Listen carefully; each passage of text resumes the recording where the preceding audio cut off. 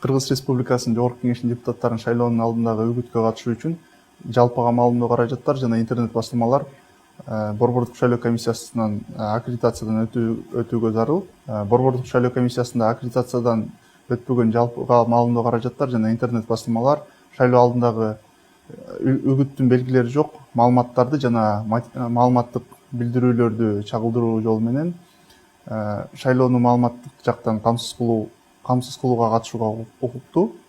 Шайлоо алдындагы үгүткө катышуу ниети бар жалпыга маалымдоо каражаттары жана интернет басылмалар 2020 жылдын 23 июлуна чейин төмөнкүдөй документтерди Борбордук шайлоо комиссиясына берүүгө тийиш. Алар шайлоо алдындагы үгүткө катышууга даярдыгы жөнүндө билдирүүнү, анда жалпыга маалымдоо каражатынын же интернет басылманын жетекчисинин фамилиясы, аты жөнү, координаттары жана байланышуу маалыматтары, ошондой эле өкүлдөрдүн тизмелери көрсөтүлүшү керек. Жалпыга маалымдоо каражатынын Кыргыз Республикасынын Юстиция министрлигинде каттоо жөнүндө күбөлөндүрүлгөн көчүрмөсү бул жалпыга маалымдоо каражаттары үчүн.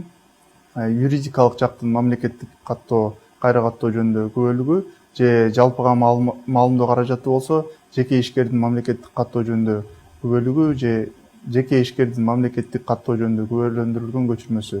Эгерде жалпыга маалымдоо каражаттарында юридикалык жактын мамлекеттик каттоо жөнүндө күбөлүгү жок болсо, анда ушул документ болот, анын ордуна берүүгө жарайт. Жалпыга маалымдоо каражатынын же интернет басылмасынын уставынын көчүрмөсү, ошондой эле эфир убактысын, басма аянтчасын жана интернет басылмаларына жарыялоо укугун бергендиги үчүн акы төлөөнүн өлчөмү жана башка шарттар жөнүндө күбөлөндүрүлгөн маалыматтар. Мында саясий партияларга берилген акы төлөнүүчү оболук убакыттын баасы шайлоо дайындалган күнгө чейин 6 ай үчүн алынган баадан ашык болушу мүмкүн эмес. Жалпыга маалымдоо каражаттары жана интернет басылмалары аталган документтерди Борбордук шайлоо комиссиясына 2020 жылдын 23 июлуна чейин тапшырууга зарыл. Ошондой эле аталган документтерди Борбордук шайлоо комиссиясынын электрондук дарегине дагы жөнөтүү керек.